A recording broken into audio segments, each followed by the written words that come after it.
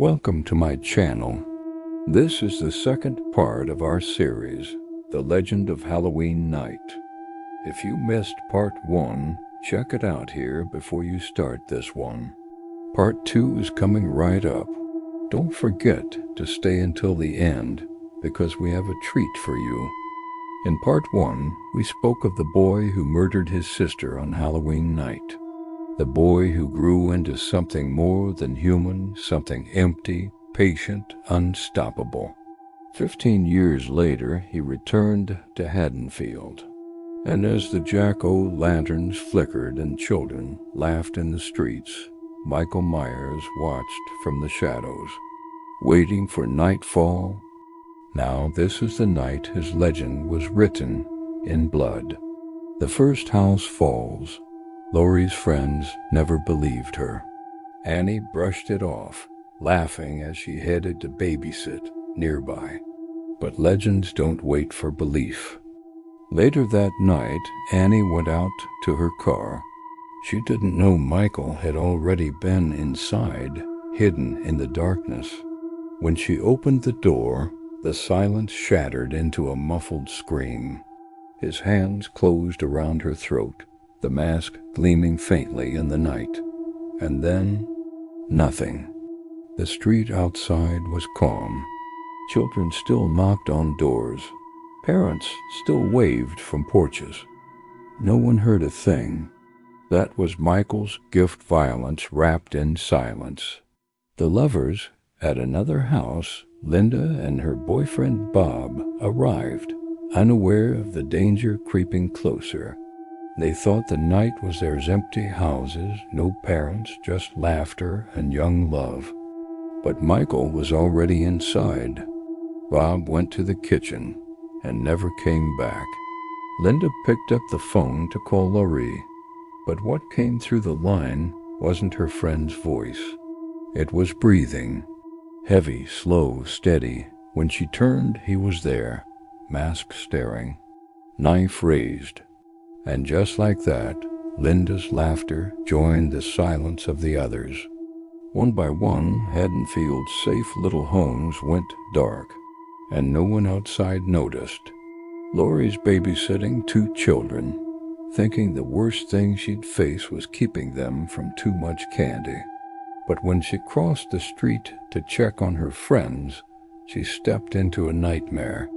Inside the house, the lights were low. The rooms were too still, and then she found them, her friends laid out like a grotesque display, death arranged like decoration. That's when she knew. The shape she had seen all day, the eyes that never left her, had finally come for her. From the shadows, Michael stepped forward, silent, unstoppable. The night he came for her. Laurie ran up the stairs, through the halls, trying to shield the children and herself. Every door she slammed, every lock she turned, Michael broke through with inhuman patience. She stabbed him with a knitting needle. He fell. She stabbed him with his own knife. He collapsed. But every time she thought it was over, he rose again, slow, relentless, unstoppable. To Laurie, it must have felt like death itself was chasing her. Not a man, not flesh, but something eternal. She managed to protect the children, to fight, to survive longer than anyone else that night. But still, Michael would not stop. Loomis returns outside. Dr. Loomis had been hunting all night. He knew Michael had returned to finish what he started. He knew there would be blood.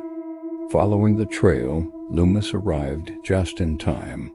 Laurie was cornered, exhausted, and Michael was raising his knife for the final strike. 6 shots rang out. The shape staggered, recoiled, and fell. His body crashed onto the floor, motionless. The nightmare was over, or so they thought. The vanishing. Laurie's breaths came in sobs. The children cried.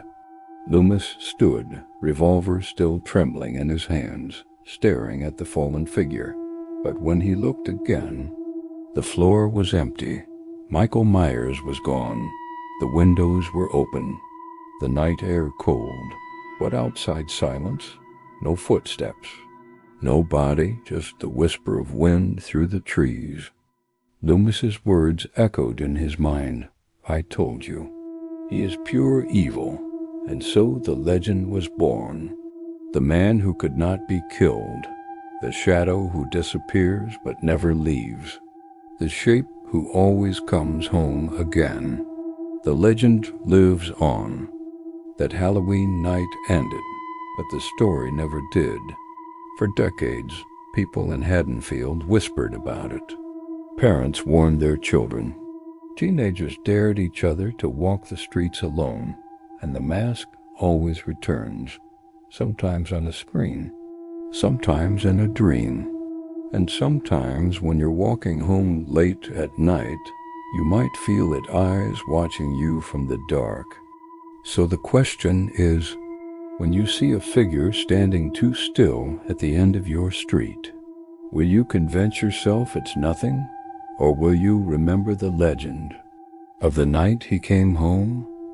Do you believe the legend? Do you think Michael Myers is real?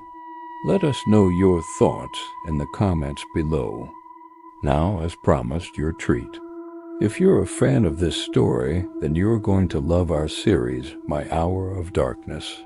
It's a collection of terrifying tales from around the world, and each episode is produced like a creepy podcast. You'll meet a killer jester, a cursed object that brings bad luck, and even a monster from deep within a cave. These stories will stick with you long after you finish listening. You can listen to My Hour of Darkness wherever you get your podcasts, including the website. And if you're still scared, then watch these videos next.